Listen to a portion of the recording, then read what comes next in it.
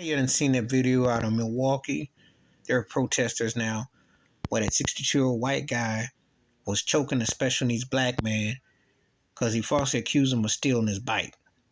And once he was on camera, then he said, well, someone of him did it. But he had his arms around the young man's neck. And the special needs black guy kept saying, I didn't do it. I didn't do it. And the special needs young man, who's real thin dude, was terrified. Police hasn't done nothing.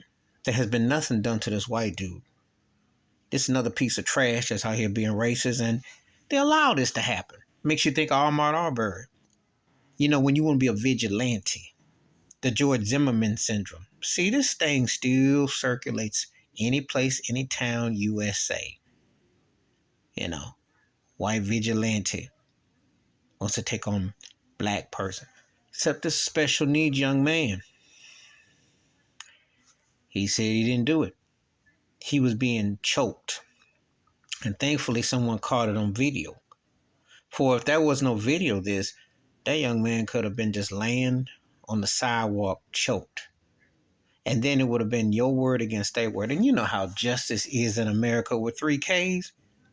White guy says, oh, they did it. You know how they are. 9.5 times out of 10, they're going to do it. Because let me tell you something. And I'm going to do a video about the disrespect of George Floyd. That's coming next.